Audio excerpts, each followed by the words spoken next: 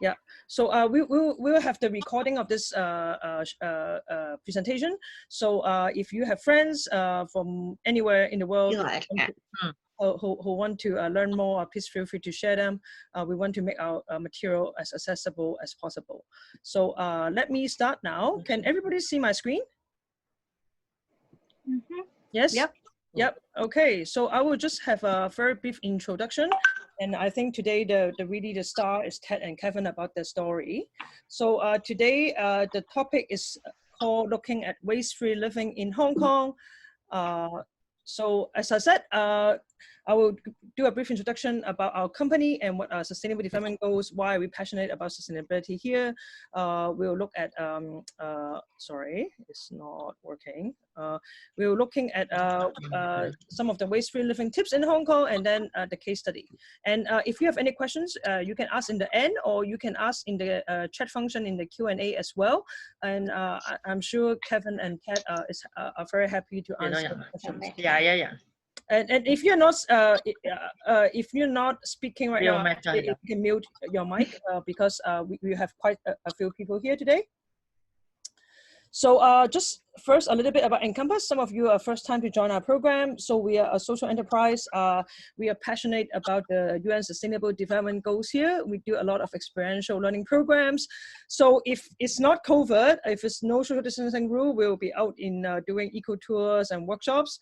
So we don't have that luxury now. So we are here webinar and hope you all have some lessons to learn.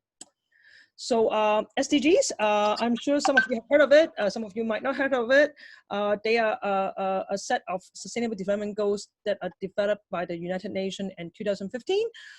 So you can see some of the goals here: responsible consumption and climate. Those are goals that are related to the planet, and we hope Hong Kong can really do a lot. So Hong Kong is, even though a small city, we believe there's a lot of potential, and I think today Kevin and Ted will share how the local initiative is really driving this change.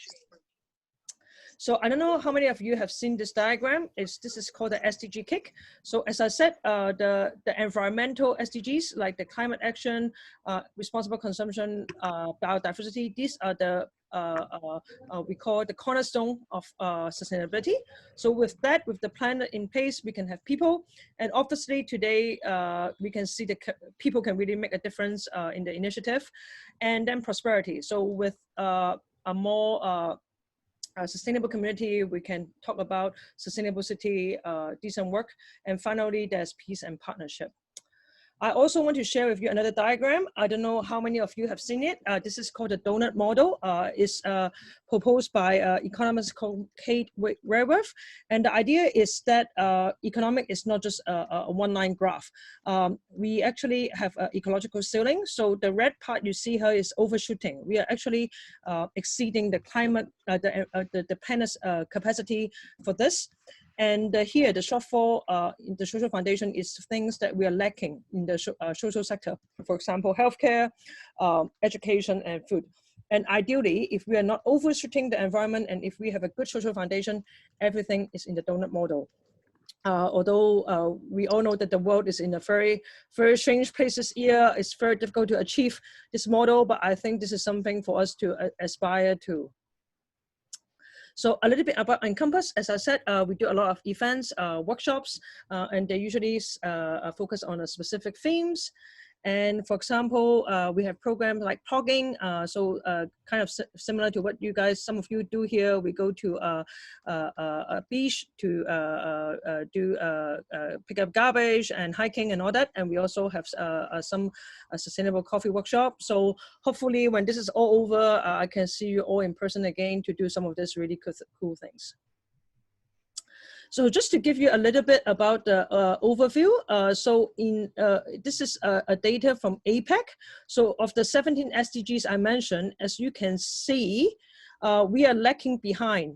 The whole Asia is lacking behind across the global goals. Sorry, I don't have updated data for 2019. This is the latest data I can find is in 2018. But you can see the responsible consumption is really lacking behind.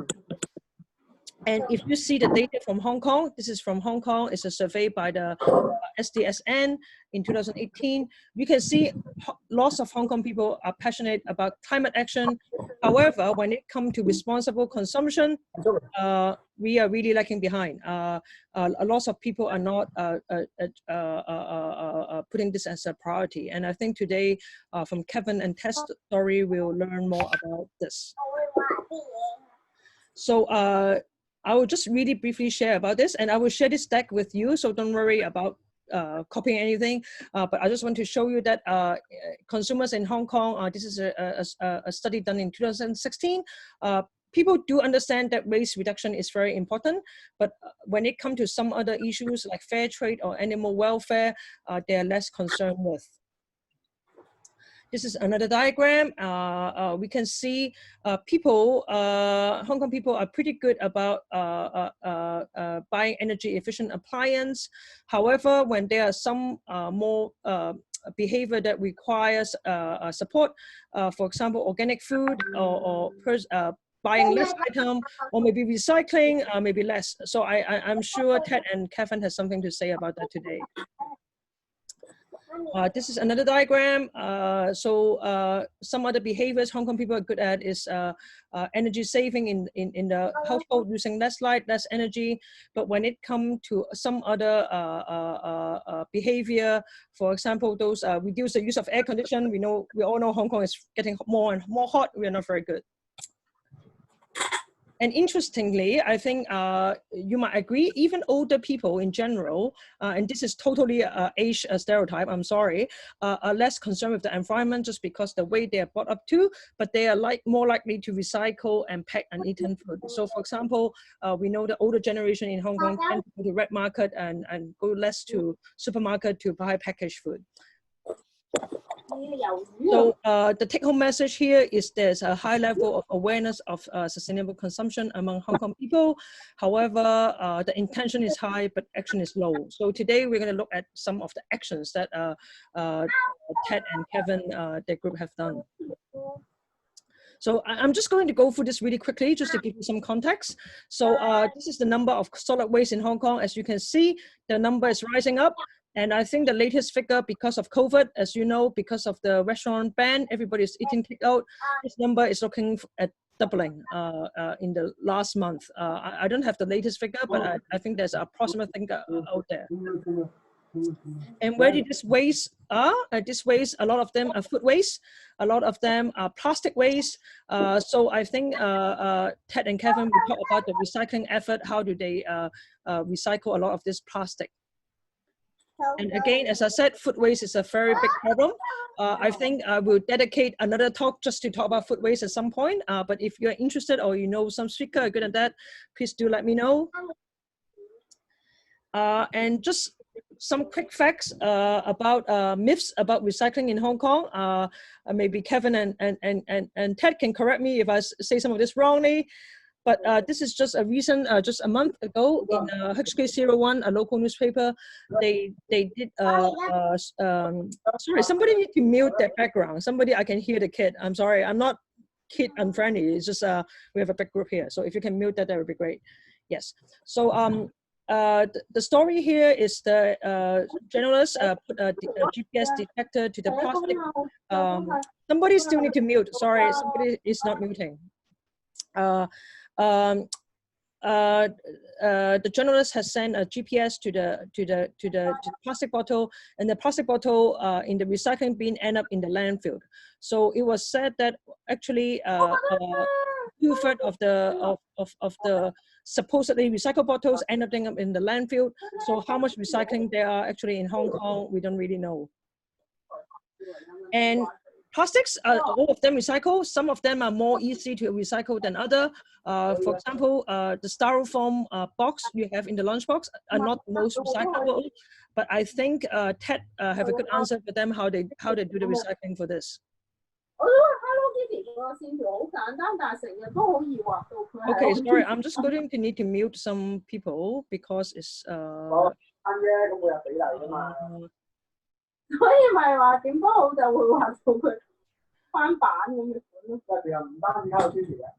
Sorry, I'm just going to need to mute this for a second because it's getting a little bit distracting.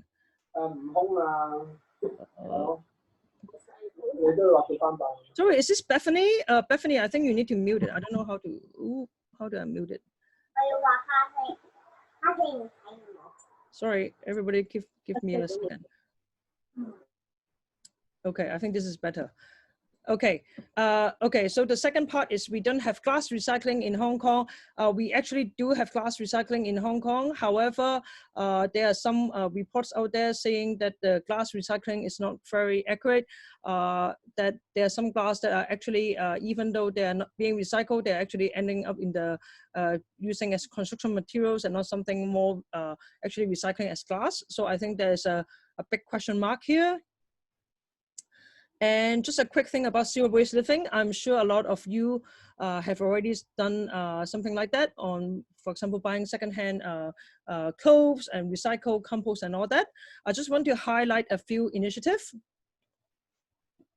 So one of them is a Buy Nothing group. I know there's one group in Llama Island and the other group in North Point. And for those of you, for example, in Marwan or other community, if you want to start something like that.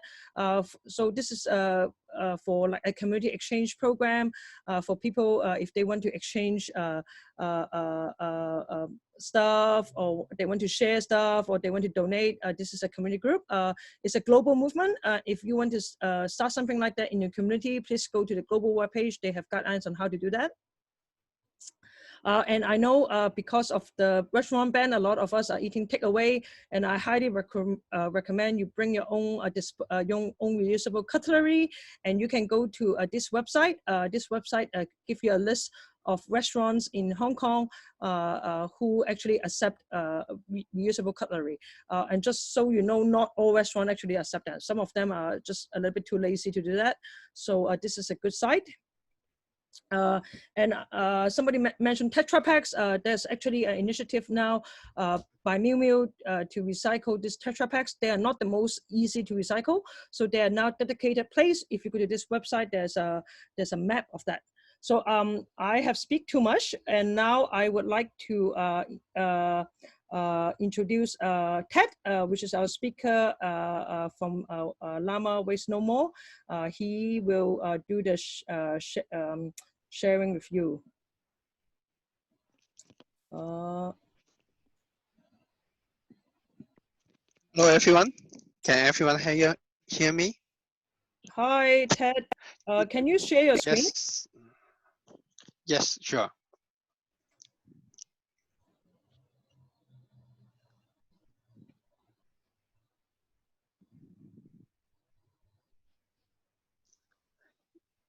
Can everyone see my screen at the moment? Yes. Yes, thank you.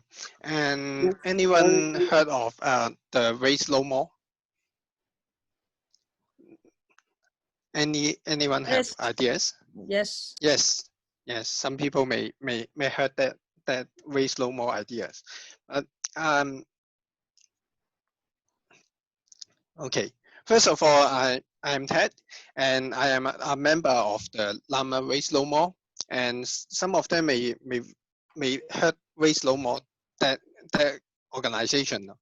But who am I? First of all, I am not the founder of the Waste No More. The original idea is not created by me, and I'm not a plastic expert like Leo Mac, who is joining this conversation to date, and he is one of the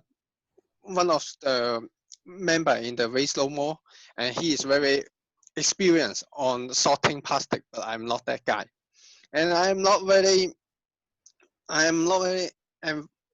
very good at recycling, but I am some sharing. Why? Because I am also like most of the people in Hong Kong. I'm just a resident, like everybody else. And as you may know, some people may don't know where is Llama Island is. And here is the Llama Island. As you can see, the red arrow. And in the Llama Islands, we all live in the same earth, and we also have the responsibilities to make the earth become a better place. But why we want to do recycle? I would like to share about the waste no more, the ideas and some of the figures, and what can we do during the presentations. And before I start, why we want to have some waste no more that's kind of recycle? Because yeah, as you all may see that there is a typical recycle bin on the street, and you can see the left one you may not always see that, but in the long country area, maybe in the Lama Islands, you will see some of the recycle bin. As you can see, this is the government operate recycle bin, and they got some people, some workers to pick up regularly. So why do we need to bother? Why we need to do the recycle ourselves? What is the idea behind? Here is very typical, like a promotion picture, but in the realities, this is the real recycle bin, and they are always full, especially on the islands. The recycle bin is always full every 6 hours. People go to, after their meals, after they work out, uh, they will full the all the recycle bins, especially in Saturday, Sunday. Lots of people go to the islands, and they and the recycle bin will be full. And also you can see that the material is very bad in condition, like the plastic button, like the plastic. You can see this is not only the plastic inside the bin, also other materials, and you can see they're very dirty from the outside, and this is very hard to recycle. So, and also Benita mentioned before that not all the recycled materials will go to the manufacturer to recycle. Um, here is a interesting statistic I would like to share. As you can see, there are two numbers here. One is 66%, and others remains is another number. And guess what? Which number you think is for the whole percentage for recycle? Is the 66% or the 34%? The reality is only the 34% is go to the recycle, and other they will go treat as a rubbish and go to the landfill. So I think we can do more on this instead of depends on the governments. So there is something called the Lama Waste No More here. The Lama Waste No More is not found by us, but we start the Lama Waste No More on last year, and we focus on the recycle, the plastic, and the polyform. And we learned the lesson from the Waste No More, the original idea. But what is the Waste No More?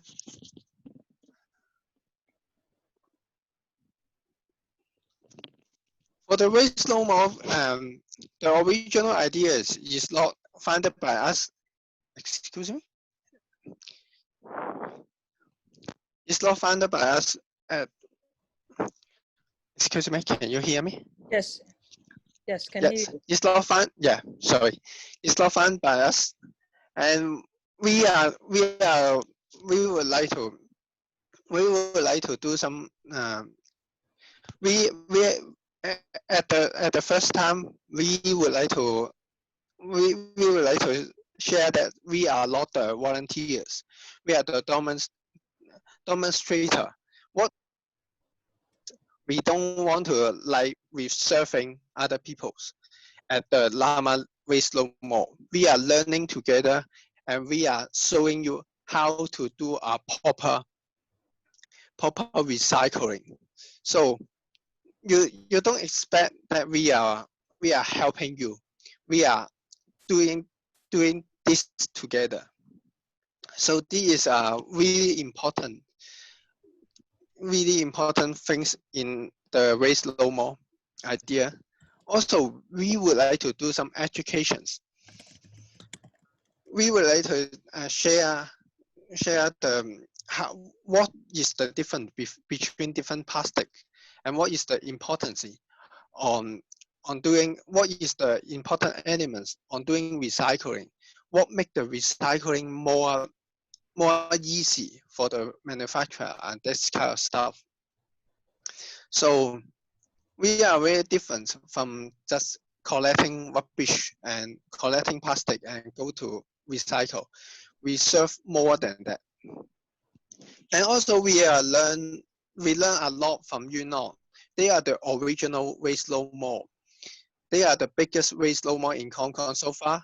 The first day I go to Yunnan and see how they operate, they are super amazing. And you can't imagine how many people doing the same things together. And they are doing recycled plastic, paper, metal, and also do resource exchange, which means if you have something that you don't want anymore, but they are usable, like some books or something else, you can share and exchange in the Yunnan Waste Low Mall. They recycle almost everything, and the size is very big, and like 1 or 2 basketball field, and they do it with they all self-help and self-organize, and they do it every Saturday. And I think they must recycle a lot of things. But for us in the Lamma Islands, our scale is much smaller. We only able to recycle plastic and polyform. Why we only recycle plastic and polyform is because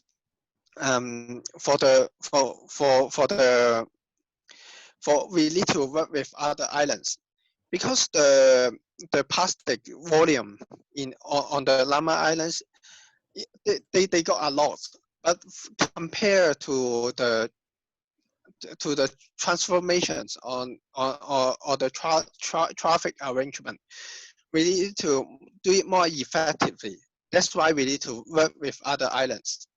So and also we think the plastic and polyform is the most important things that we would like to recycle, because the paper, compared to the paper and other stuff, the plastic is more impact for the environment. That's why we choose plastic and polyform. And we also keep evolving on the Lamma Waste Low Mall. As you can see in the photos, the top left one is the very first time we organized it near the post office. But we go to involve our waste low more. We move from day to day. We not day to day. We move from place to place, and we go to the next to a bar or next to a temple. We try different locations, because we want to explore more things, and we keep moving and keep improving our progress. And we also not able to operate our recycle every week. We only can recycle every month. But as you can see, we have lots of recycled materials, and here is some statistic and some of the number you can see. And we got a trolley that filled with the plastic. And also very different is in the Lamma Islands, we got lots of foreigners and lots of non-Cantonese speakers, and they join us as well. And here is some foreigners. As you can see, they also join our recycling campaign.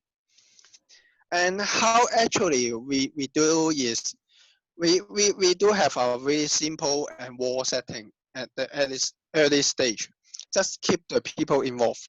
As you can see, we have different bags to collect different plastic from number 1 to number 7. But you can see that we don't have one particular number, and I will explain it a little bit later.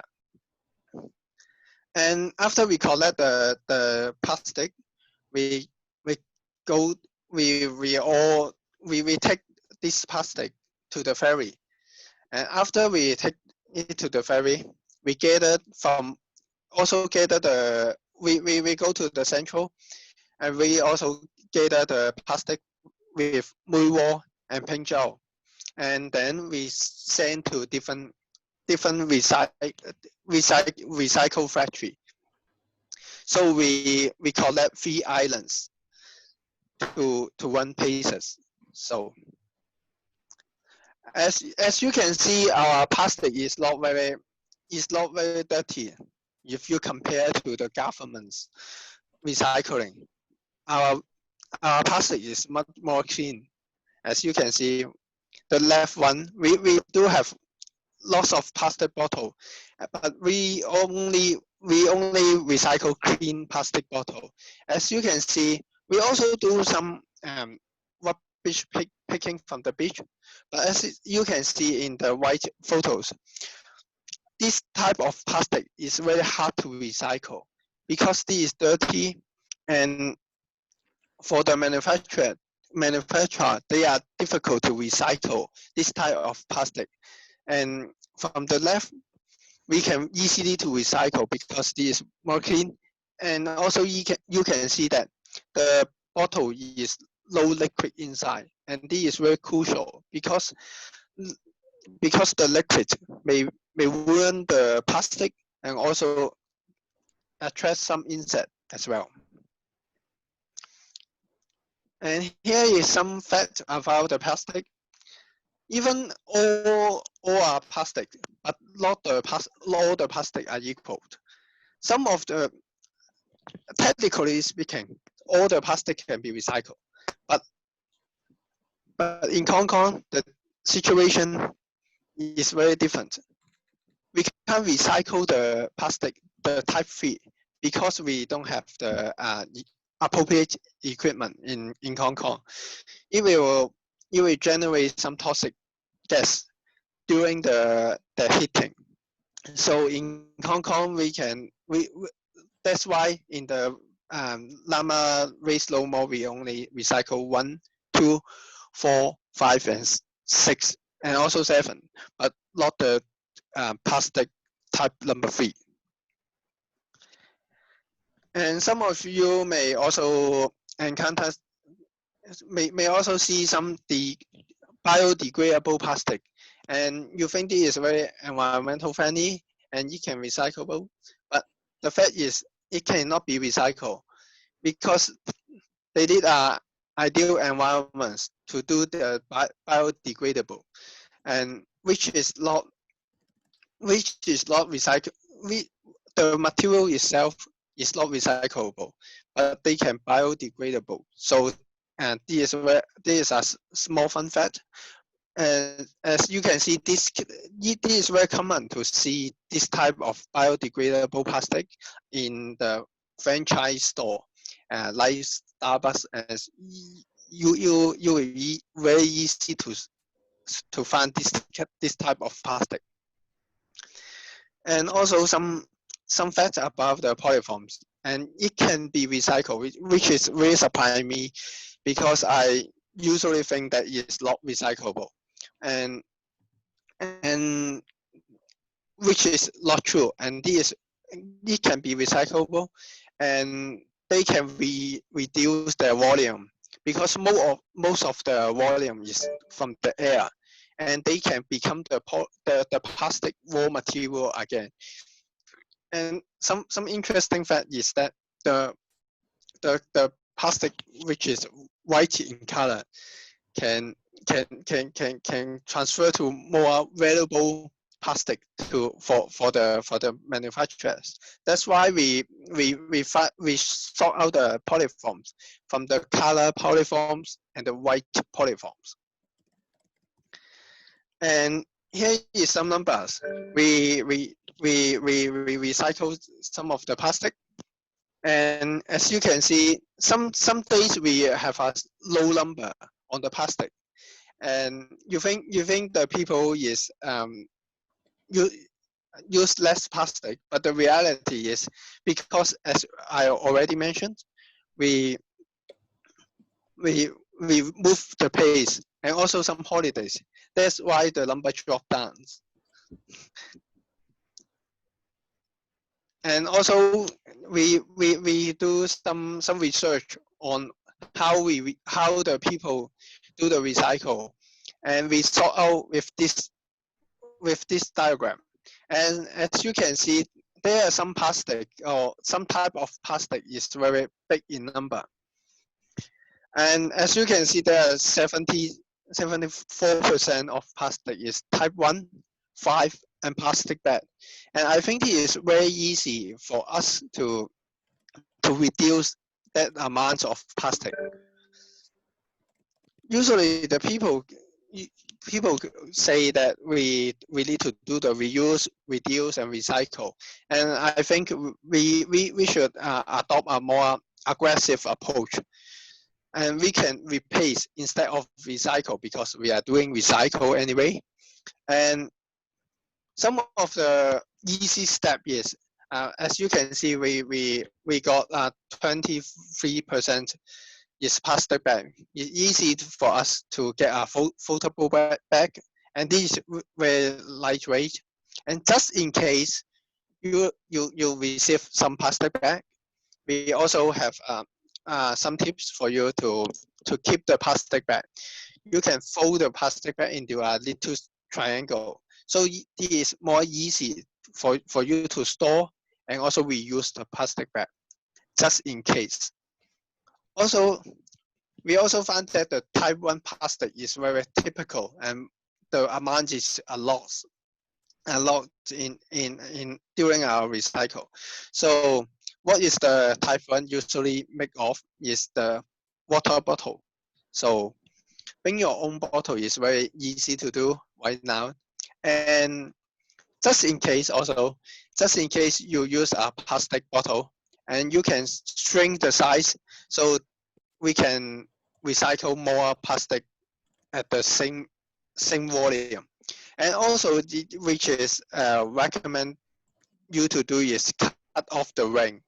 As you can see, the ring can be, if the plastic bottle unfortunately go to the rubbish bin and go to landfill, some birds and animal may pick up the plastic ring, and you may harm them. So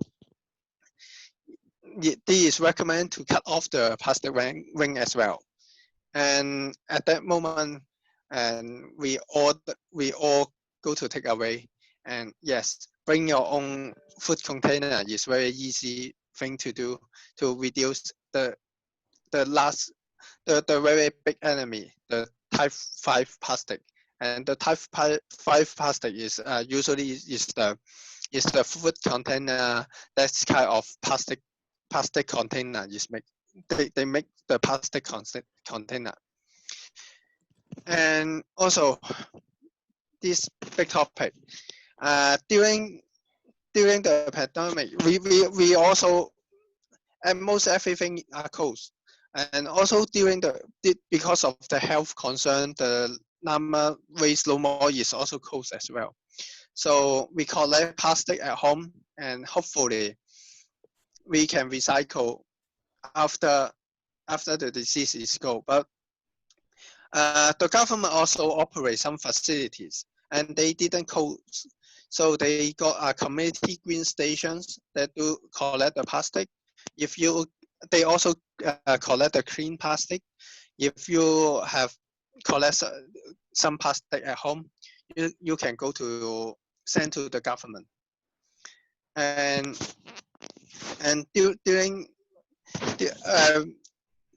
during this moment, we love recommend people go to pick up the plastic, that's kind of thing.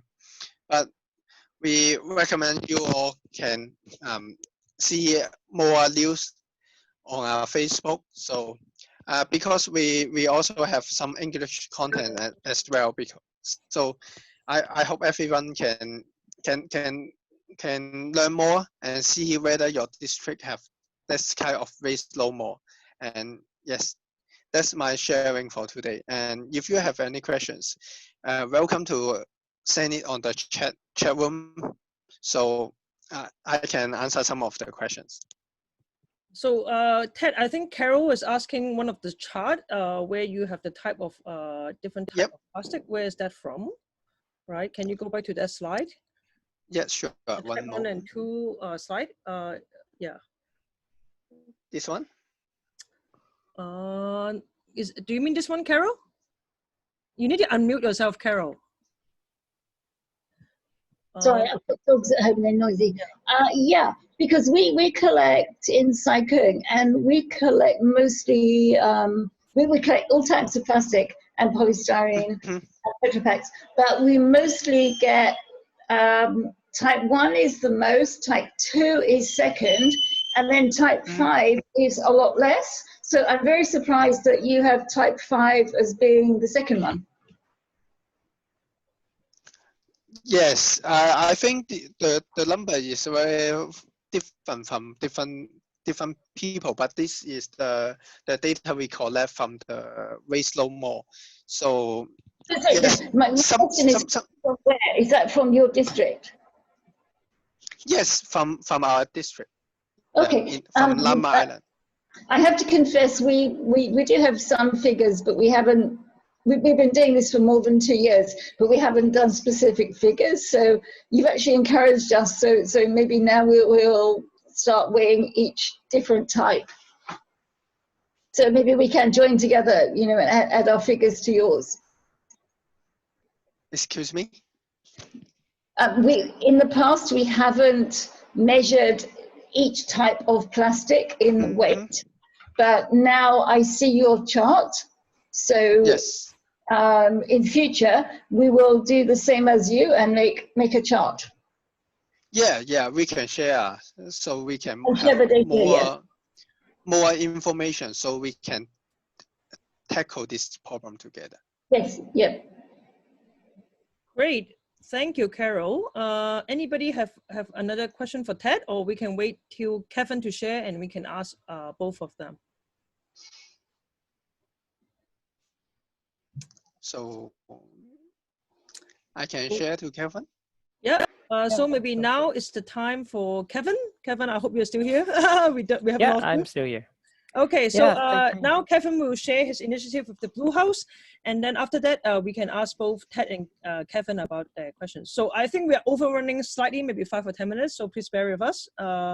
Kevin, thank you. Thank you. So is everyone seeing my screen? Yes. Okay. Yes. Oh, okay.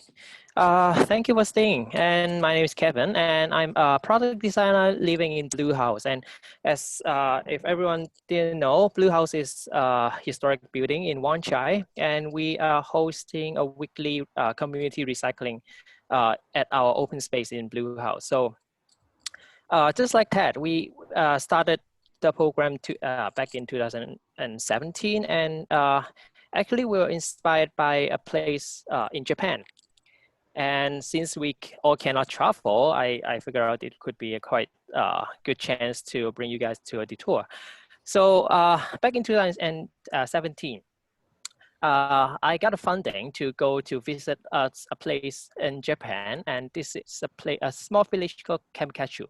And they claim to be the first zero waste village in Japan, and should be the most extreme village in Japan that's doing recycle. So they basically have 54 bin system.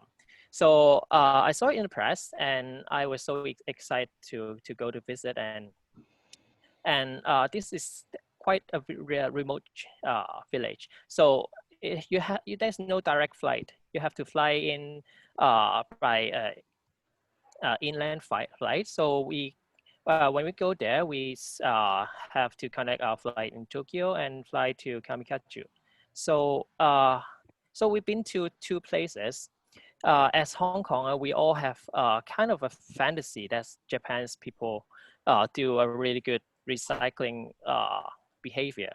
But in fact, during our stay in Tokyo, which is a big city like Hong Kong, that was Sakura time. So sometimes near April, where all the Japanese people like to gather in the Sakura Park, and just like our Chinese New Year period.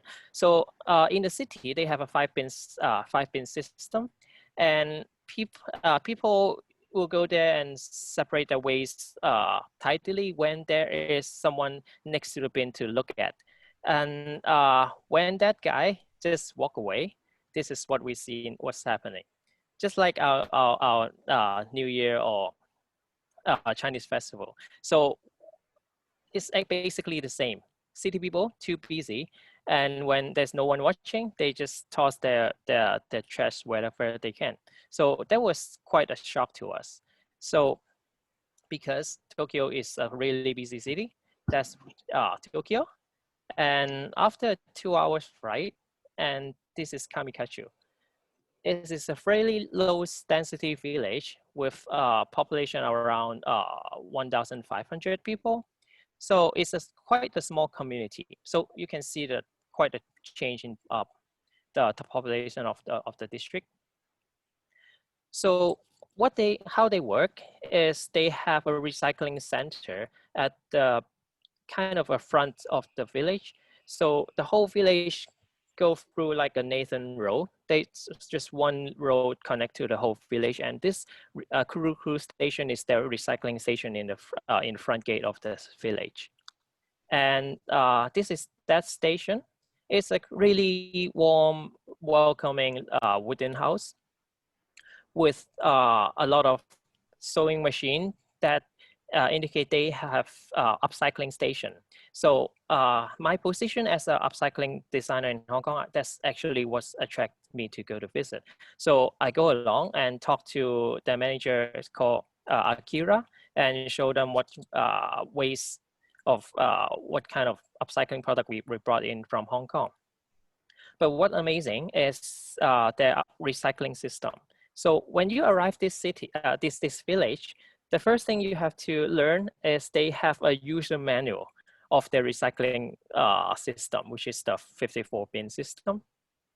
There's a whole booklet to teach you from metal can to different color of glasses, or different small knowledge to how to use the system, which is quite intriguing. And so that's the first day. We live in a local house with auntie. And so the first day we spend there is we actually help the villager to gather their waste from their home and go to the recycling system as a villager to experience firsthand of how to use that system. So this is some footage. So they were quite specific. They have, for example, what I'm holding is a specific tool to take off this plastic cap from the glass bottle. And this actually a problem we encounter in Hong Kong as well. This kind of tiny plastic cap, we can never take it off. Even in Hong Kong, it's very common. So that's the first thing I've learned.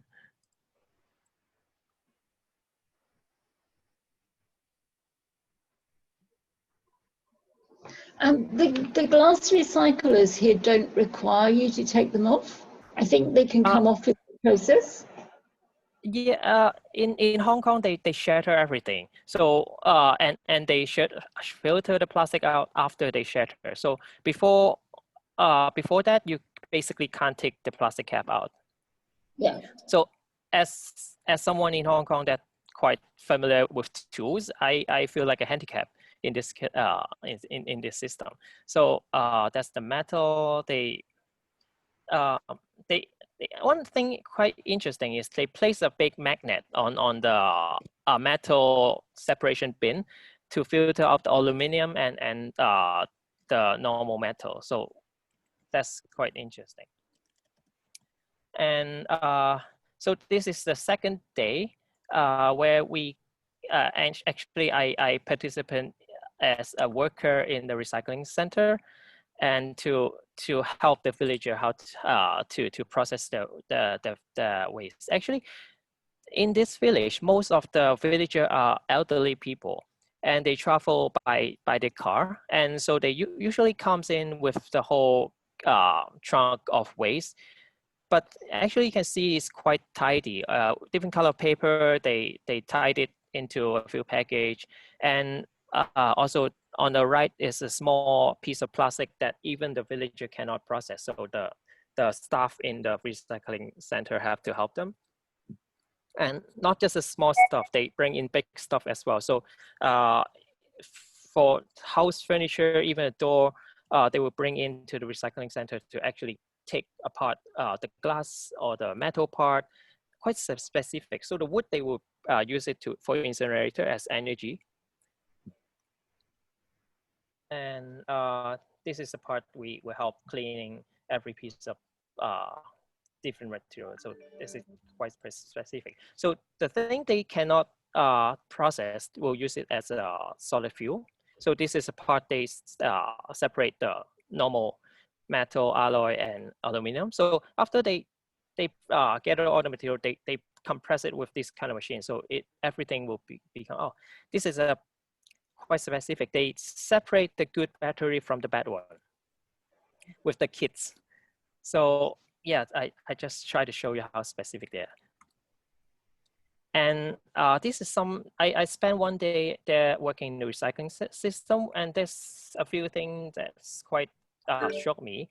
Is this on the left is two kids. This is actually son of the staff, and they actually helping to disassemble all the plastic toys from the toy bin to separate the battery and the circuit board and the recyclable plastic, which is not the knowledge we kids in Hong Kong usually have. And the middle is Naomi. So she actually have a quite interesting background. She's actually a New Yorker, moved back to this village and become a farmer. So during she bringing her waste in the recycle, and she actually finds some useful stationery from another villager. So actually they do a speedy swap on the site. And on the right hand side is a really old elderly. She brought in so many waste, but she spent almost half an hour just separating all the waste all by herself, and with a back bending. Yeah, that is quite remarkable effort and patience that they are showing us. And because they are so specific, they allow to filter out some specific material that only can be found in Japan. For example, there's a huge fish flag they hang on during the kids festival, and especially for the fish flag, which is in the village, which means they have so much open area. So the fish flag is much more larger. This is almost a 2-story high fish flag. And also on the right hand side is a really high quality kimono fabric.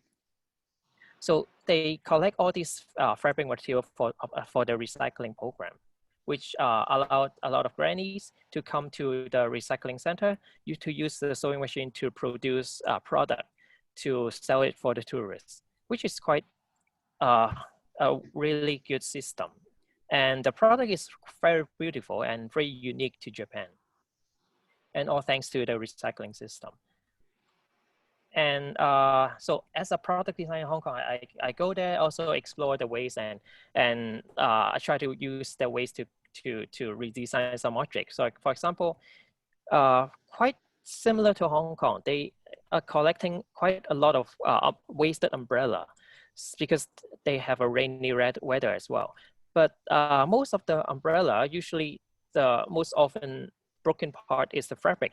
So the fish flag is also a very similar fabric as the umbrella nylon. So I start replacing the umbrella fabric with the fish flag fabric. So the result is quite beautiful, and it comes with different color as well.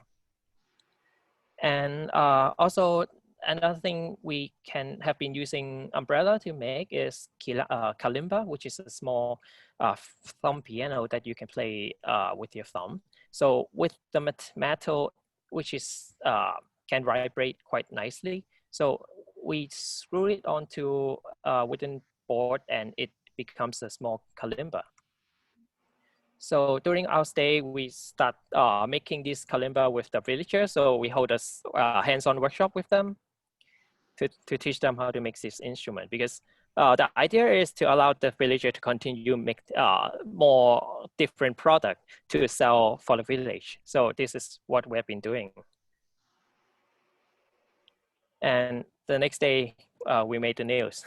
So yeah, the stay is really remarkable, and I really suggest everyone to visit this place when the virus is gone. So yeah, the next part is after we come back to Hong Kong, we try to figure out how to bring this experience we learned in Kamkaju back to Hong Kong. So what we find out is a good recycling system is not something the government can be contracted out or pay someone to do. It's really required to do in a small community which everyone love the place and do it out of love. So in Hong Kong, we try to find out a small community that we can try a system like that. So we pick Bluehouse. And so the first thing we try to learn from Bluehouse is we start to talk to the neighbors to similar to what Ted do. We try to do an audit with the waste and see what kind of waste they produce the most and where we can get it to recycle. So similar to actually Ted, we have a lot of number 5 plastic as well, because mostly from takeaway food. And we have to understand what kind of flow and also where we can we can contact to have it to recycle, because we try to avoid to using the free color bin. So this is what we normally do. We have right now we have a 10 bin system, including Tetra Pak.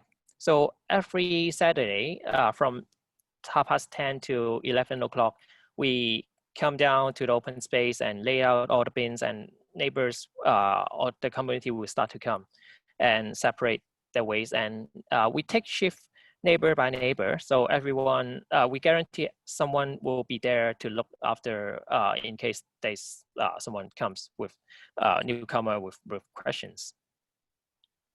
So that's what we are doing. And this is the 10 bin. So usually for the paper and metal and glass, we can find a recycling bin or recycler nearby. So we have a trolley to transfer it to our nearby recycling shop and hand it over to make sure it goes to the right person. Usually the headache part is the plastic. So it comes with different districts. So in Wan Chai district, all the plastic would go to the 121C, which is the only true plastic recycler in Wan Chai. So so we have to talk to them. Then they will send the staff weekly to pick their waste, pick their plastic from us to the facility to recycle. But we come to a problem, because even as a community nearby Bluehouse, there is not much people joining us. So we start to look for ways to encourage more people to join us. So for the past 3 years of Christmas, we come up with an idea to decorate Bluehouse with the waste we have been collecting. So, so that's, sorry, big face. So, and let me see. So this is the first year.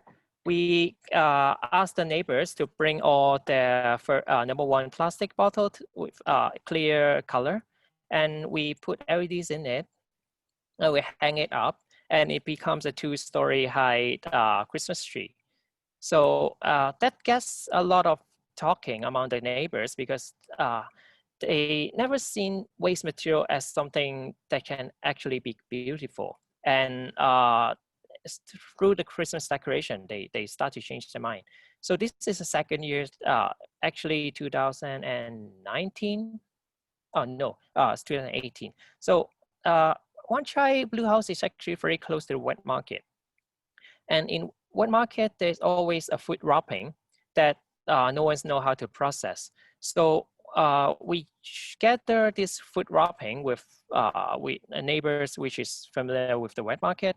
We try to collect a bunch of them in different color. And again, we put it into LED and it becomes a really nice lighting effect. And we try to hang across the Bluehouse and to let more people to be able to join it and see it. And throughout the process, we actually get to talk to the neighbors across the street, and we involve a lot of people to try to make this installation. And at the end, we have a countdown event, and the whole street was looking. And a lot of neighbors come to ask us, oh, this food wrapping, they didn't know how to recycle.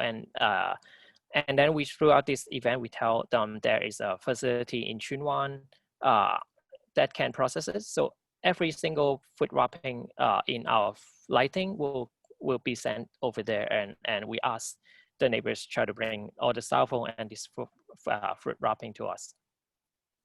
So this is the most recent year, which is the 2019. We noticed there is a Tetra Pak factory just newly opened in Hong Kong, which is Miu Miu. So we designed our Christmas decoration with Tetra Pak, and we turned a lot of these Tetra Pak into a windmill that we hang it across to the neighbors. So this is what we have done last Christmas. So the idea is basically the same. We try to influence the neighbors that waste material is not really waste, but through clean recycling, you actually turn it in front of them into something beautiful. So yeah, so basically that's what we are doing in Bluehouse. So, and we keep doing it for the past 3 years, but due to riots, we have been stopped, but we were looking forward to seeing everybody really soon in the Bluehouse. And we communicate through Facebook. We have a Facebook group and WhatsApp group. So if in case you are living nearby, feel free to take a picture of the Coke and join us there. And yeah, so one last thing. We recently come up with our own user manual of our recycling system. So this is basically a PDF to teach everyone which kind of material we can process and what the requirement when before they bring it to us. So you can take a look at it as well. In case it's useful to you, feel free to share it. So yeah, that's my part. Thank you, everyone. Thank you, Kevin. That's very impressive, the user manual. Yeah, anybody wanna share, ask a question or comments? Any questions? I saw Margaret just have a comments. Oh, anybody inspired by the 10 recycling bins and want to start something in like Friends of Cycling or hello. Hi. I actually found something very interesting on the Japan Recycle. They have a little price tag on the top right corner in the previous slide. I can see they have different price tag for different materials. Oh yeah, I just wonder which material they cost. They are more variables. So actually, that is quite good incentive for them to inspire the villager to keep joining the recycling, because as I said, they are a very small village, so they don't really have too much high income or taxes that for them to gain for the village to process the waste. So whenever villager bring the waste to them, they are quite transparent to tell them, for example, for them to gather 1 kg of aluminum, they can actually sell it and gain money for the village. And also for glasses, for example, I don't really remember really clearly. For example, the price tag sometimes is minus. So for example, they bring in different specific color of glass. They actually have to pay someone to process. So in the process, the village lose money by processing those kind of materials. So encourage the villager to use less of that material. So I think that is quite interesting even for us, because it's all about logistic. You have to pay someone, or either actually sometimes you earn money, sometimes you lose. And being transparent actually let your community to be part of it and think more before before they buy it.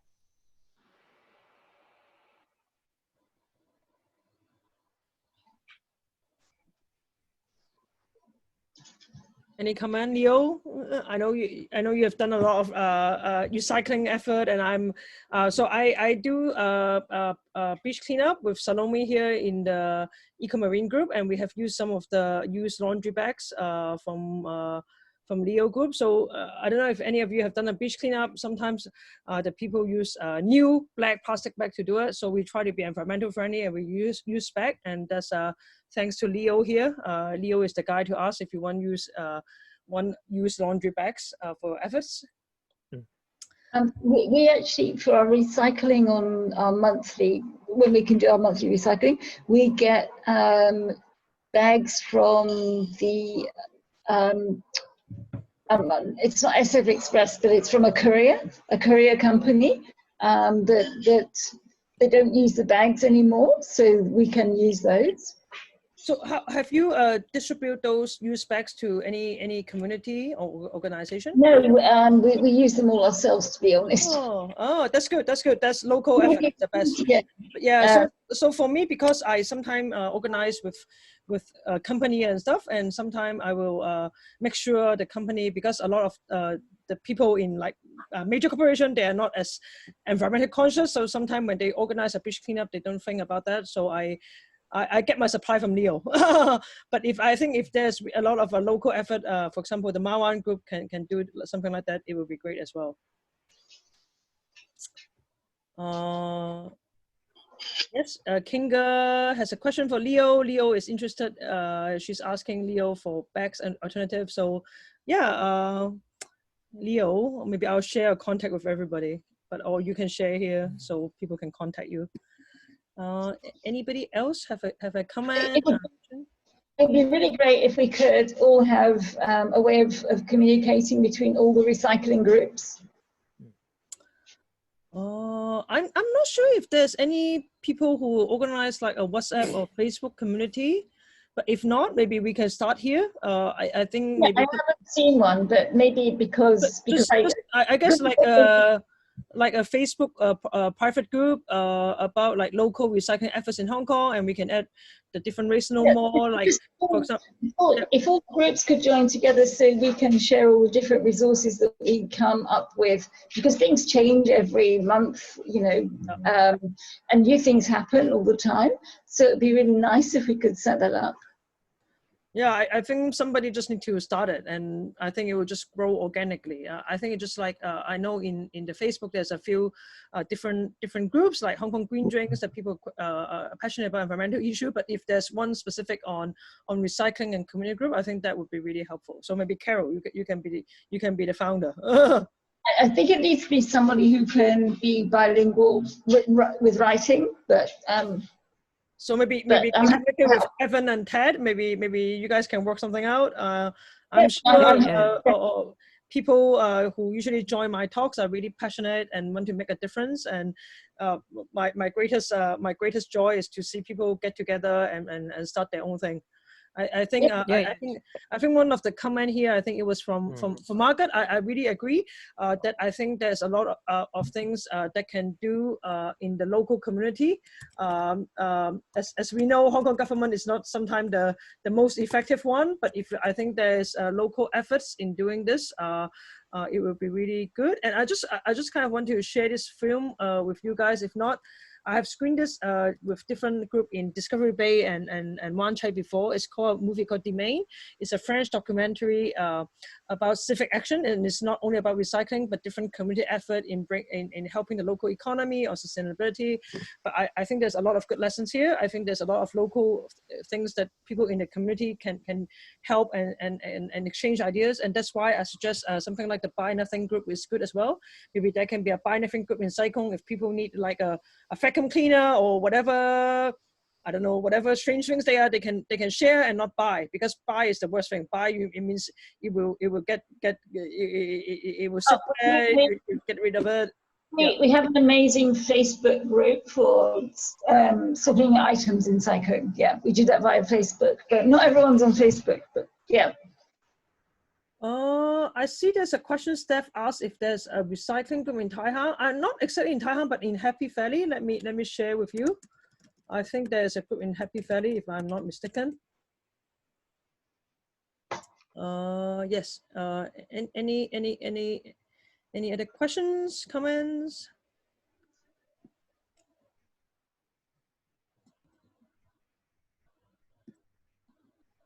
So let me share this.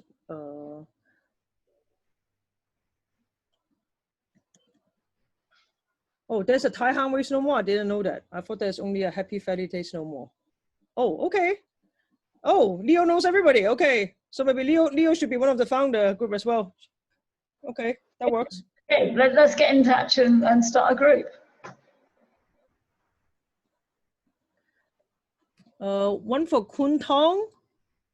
I am not sure. Leo, do you have a good answer?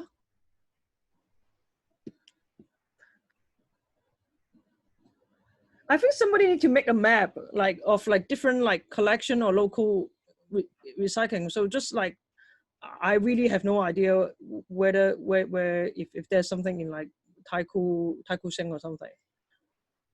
So if there's a community that people can share resources, I think that'd be great. So Christine has a question for Ted. Do you have approval and cooperation from the Lama District Office or authority to organize Waste No More? So I guess the question is, do you have official endorsement, or is this a grassroots event? No, the short answer is no, and the long answer is no. We don't have any government or something. Some people that authorize us to do that type of event. That's why we need to move the pace all around the islands, and as long as we don't make trouble with other peoples and use the public area instead of the private area, when we are safe. Yes, and yes, we don't have government or something approval. Yeah, I asked because I am I'm in a like private estate, Cornhill it is, and they downstairs in a number of the blocks they have the government recycle bins there, and I do see the residents in the estates are very keen to bring down their plastic bottles, what have you, and yes, and they have the issue of they're either constantly full or sometimes they get a little dirty. That is another issue, but for sure, I think the good-hearted residents probably are not aware of having to remove the cap, having to cut the plastic rings and this and that. Now I think, but I was just wondering if I hope to organize something like Waste No More in my neighborhood. Because it's a private estate, I don't know whether I just want to join your experience, come across any resistance from the property management and things.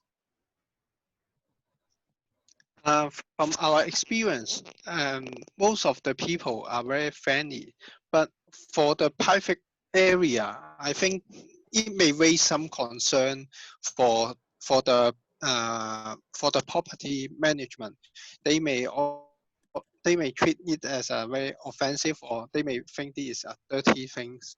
So I think you better check your district, which area is a public area is more suitable for organize that type of event. Yeah. Did you use any of? Did you work with any of the district councils? We don't, but we know some area that is that we are not allowed to open the waste low more at that moment, and we also as you can see in our very first time we organized the waste low more near the post station. Actually, this is a public area, and the post station also raised some concern. They didn't reject and they didn't feel disgusting or something. They just have some concern about the noise because in Nama Island, our area is very special. The post office upstairs is residential, and the post officer is live upstairs. So we don't want to bother them. So we move our waste low more collection points to other places. And I think the communication with between the between the people is very important because we are not like official governments, that's kind of organizations. So we need to do a lot of communications, check check a little bit more on the paces, and it make it more easy to organize that type of event. And I also have one advice is to keep everything, try to keep everything as mobile as possible. For example, for us, we just start with a few foldable bin from IKEA and start with a really small communities, like 4 or 5 people. So and we try to look for really, for example, a quiet alley or a sidewalk or just a corner or simply a bench on the park. And as long as you keep things small and finish everything within, for example, half an hour, I think that wouldn't raise a lot of attention at the beginning. So you usually start from there. I see. Okay, thank you. Stacy have a comment that at the Happy Friday Waste No More, they have been giving the paper and cardboard and metal to an elderly lady. So I guess it's a good initiative to link environmental to social issues. So we know poverty is one of the biggest problem in Hong Kong. So if some of this waste can be generated into money for the underprivileged, I think that's something is really good as well. Yeah, similar to Bluehouse, because we have a homeless center right next to us. So for the cardboard and metal, sometimes when we see a familiar face, which is we know he's a homeless, we'll just directly give it to him. So and that they help us on the transport and they gain a little bit of money as well.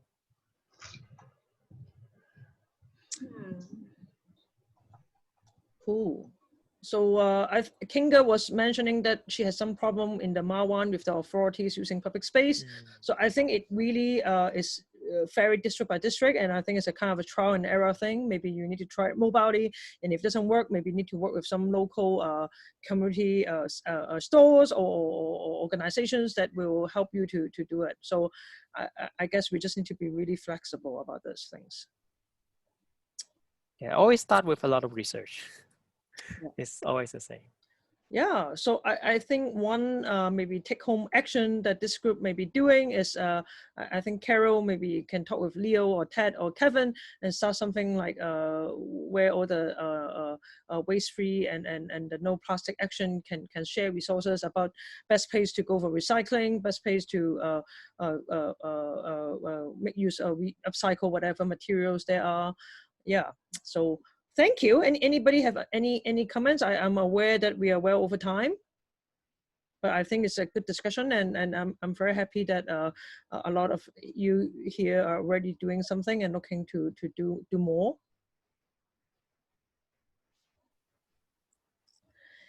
If not, I might close tonight, and please either raise your hand or give a clap to our speaker here, Kevin and Ted, for helping for giving a very informal informative presentation today. And as I said, the recording of today's talk will be on YouTube, and please feel free to share the resources. We are really at Encompass here. We really believe in building a community and sharing ideas. So yeah, we're not very worried, well, not worried about IP, but I mean, I think it's all about sharing and exchanging ideas to build a better Hong Kong. So thank you, everybody. If that's it, I will send you a follow-up email with some of the links we talk about here, and yeah, and maybe I will share Ted and Kevin's email with everybody if you want to reach them. So thank you, everybody. Have a good evening. Have a good week ahead. Thank you. Good night. Bye-bye. Bye-bye. Bye. Bye-bye.